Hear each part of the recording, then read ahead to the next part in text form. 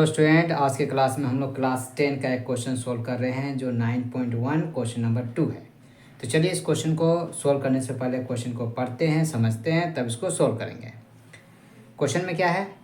आंधी आने से एक पेड़ टूट जाता है और टूटा हुआ भाग इस तरह मुड़ जाता है कि पेड़ का शिखर ज़मीन को छूने लगता है और इसके साथ 30 डिग्री यानी 30 डिग्री का कोण बनाता है। पेड़ के पाद बिंदु की दूरी जहाँ पेड़ का शिखर जमीन को छूता है 8 मीटर है। पेड़ की ऊंचाई ज्ञात करें। तो इसके लिए हम लोग डायग्राम बनाएंगे, चित्र बनाएंगे। कैसे बनाएंगे तो देख लीजिए। माना ये पेड़ है, ठीक है, ये क्या है? पेड़ है।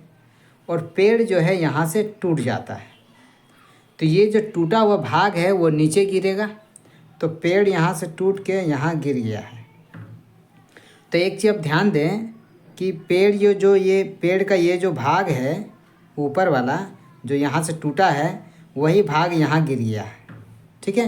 तो यानी ये और ये क्या होगा? दोनों बराबर होगा। और यहाँ से हम लोग ज़मीन बना लेते हैं, ये ज़मीन हो गया।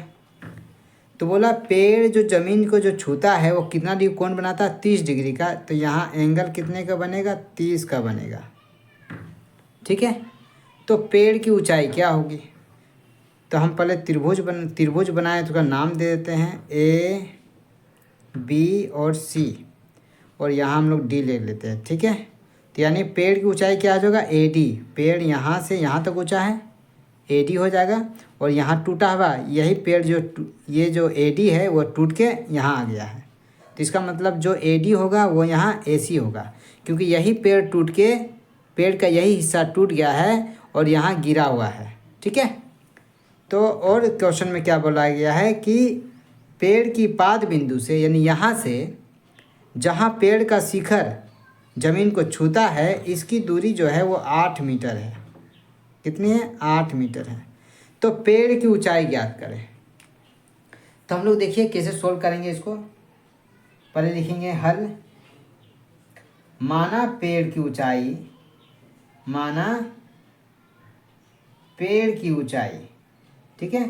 तो यहाँ पेड़ की ऊंचाई आपको क्या देखने को मिल रहा है उसको लिख देना है। पेड़ की ऊंचाई क्या है? B D. क्या है? बी डी, ठीक है। दूसरा ए डी जो है यही भाग टूट के यहाँ गिरा हुआ है जो ए सी बन गया है। तो इसका मतलब ए डी बराबर ए सी है, ठीक है। अब चलिए अब हम लोग आगे पार्ट में सोल्व करते हैं। ये त्रिभुज ए बी सी में ये कितने डिग्री का? 30 डिग्री का, ठीक है। अब त्रिभुज का कुल ऊंचाई निकालने के लिए हमको ये भी निकालना पड़ेगा, यानी ए बी भी निकालना पड़ेगा और ए सी भी निकालना पड़ेगा। फिर दोनों को जोड़ेंगे तो हमें पेड़ की ऊंचाई आ जाएगा, ठीक है। तो चलिए हम लोग सोल्व करने जा रहे हैं इस क्वेश्चन को।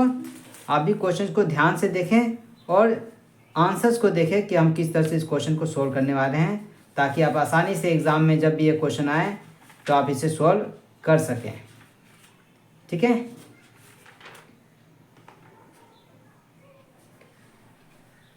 पहले हम लोग क्या करते हैं? त्रिभुज ए बी सी में लेते हैं। त्रिभुज ए बी सी में, त्रिभुज ए बी सी में, ठीक है। एक दिया हुआ है। अब त्रिभुज में नीचे वाले भाग को हम लोग आधार बोलते हैं, जिसको बी लिखते हैं। क्या लिखते हैं? बी, ठीक है। और सीधा जो भाग है, ये जो ऊंचा होता है, सीधा जो ऊंचाई है वो हम लोग पी लिखते हैं। पी से डिनोट करते हैं। पी यानी लंब होता है, परपेंडिकुलर। और ये साइड में जो तिरछा होता है इसको एच बोलते हैं, हाइपोटेनस, इसीलिए एच से डिनोट करेंगे। अब क्वेश्चन में एक दिया हुआ बी दिया है, पी निकाल लेते हैं। तो इसके लिए बी और पी टेन का फॉर्मूला यूज़ करेंगे। तो पहले लिखेंगे 10 और कितना थीटा है? 30 डिग्री है। 10 थीटा बराबर, और 10 थीटा फॉर्मूला क्या था? पी बाय में बी। तो पी क्या हुआ? ए बी जो है ये पी कहलाएगा, इसीलिए ए बी लिख देते हैं पहले। और बी क्या हो जाएगा? B C. बी सी है बी। 1030 का वैल्यू होता है 1/√3। 1030 का मान कितना होता है? 1/√3।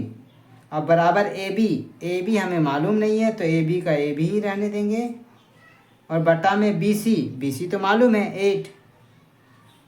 अब क्या करेंगे? क्रॉस मल्टीप्लिकेशन करेंगे। तो ए बी को गुना करेंगे √3 से, तो ए बी गुना √3 हो जाएगा। ये देखिए ऊपर को नीचे से गुना कर दिए। अब ऊपर को इससे गुना करना है, तो क्या आ जाएगा 8 1 ज़ा 8। उसके बाद अगला में हम लोग क्या करेंगे, ए बी बराबर 8 और गुना में जो √3 है वो इधर आएगा तो बट्टा में आ जाएगा √3। और इस तरह से हमने ए बी निकाल लिया। क्या निकाल लिया, ए बी। तो ए बी तो निकल गया, अब क्या निकालना है, ए सी निकालना है। तो फिर इस त्रिभुज में देते हैं अब हम लोग क्या करेंगे, अब त्रिभुज ए बी सी में फिर से देखेंगे, क्योंकि ए बी तो निकल चुका है, अब हमें ए सी निकालना है। क्या निकालना है, ए सी। तो ए सी क्या हुआ, एच होगा, और नीचे बी सी में क्या दिया, बी दिया है। तो बी और एच किसका फॉर्मूला में आता है, कोस थीटा में। बी और एच किसका फॉर्मूला में आता है, कोस थीटा में। तो यानी हम लोग कोस का फॉर्मूला लिखेंगे, कोस कितना डिग्री, वही जो 30 डिग्री दिया हुआ 30 डिग्री लिख देंगे, बराबर क्या हो जाएगा, कोस का फॉर्मूला क्या है, बी बाय में एच। तो बी क्या हुआ, बी सी, बी वही ना है, क्या है, बी सी, ठीक है। और एच, एच क्या हुआ, ए सी, ठीक है, लिख दिए। कोस 30 का वैल्यू क्या होगा, √3 बाय में 2 बराबर बी सी 8 है, और बाय में ए सी मालूम नहीं तो ए सी ही रहेगा। अब क्रॉस मल्टीप्लिकेशन कर देंगे, यानी ऊपर को नीचे से, नीचे को ऊपर से, ए सी को √3 से गुना करेंगे तो हो जाएगा ए सी गुने √3 बराबर 8 को 2 से गुना करना है, नीचे को ऊपर को, ऊपर को नीचे से गुना कर देंगे। तो क्या आ जाएगा, ए सी बराबर 8 दूना 16, और गुना में जो √3 था उसको बाय में भेज दिए तो आ गया √3, ठीक है। इस तरह से ए बी भी निकाल लिए और ए सी भी निकाल लिए। अब हमें क्या निकालना है, अब हमें निकालना है पेड़ की ऊंचाई, ठीक है। अतः पेड़ की ऊंचाई, ठीक है। तो पेड़ की ऊंचाई क्या माने हैं, पेड़ की ऊंचाई माने हैं बी डी। क्या माने हैं, बी डी। तो पेड़ की ऊंचाई लिख देंगे बी डी बराबर क्या लिख देंगे, बी डी। और बी डी कैसे निकलेगा, ए बी में ए डी जोड़ देंगे, ए बी में ए डी जोड़ देंगे तो बी डी निकल जाएगा। तो लिख देंगे ए बी जोड़ बी डी, ठीक है। अब ए बी का तो ए बी हो गया, लेकिन बी सी और बी डी, ए डी और ए सी दोनों बराबर है। सॉरी, यहाँ पर बी डी नहीं, ए डी होगा, ए बी और ए डी, ठीक है। ए बी और ए डी ये नहीं जोड़ेंगे तो पेड़ आएगा। तो ए डी बराबर क्या है, ए सी। तो ए डी की जगह में क्या लिख देंगे, ए सी। अब हमको ए बी भी मालूम है, ए बी कितना है 8 बाय में √3, और ए सी भी मालूम है कितना है 16 बाय में √3 यानी 16 बटा √3। तो हमें सिर्फ दोनों को क्या करना है, जोड़ देना है और आंसर आ जाएगा। तो 8 बाय में √3 प्लस 16 बाय में √3 कितना हो जाएगा, √3 का √3, 8 प्लस 16 यानी 8 और 16 कितना हो गया 24 बाय में √3, ठीक है।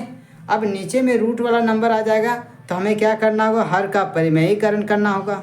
हर का परिमेयीकरण कैसे करते हैं, नीचे वाली संख्या को हो ऊपर नीचे दोनों से गुना कर दीजिए तो हर का परिमेयीकरण हो जाएगा।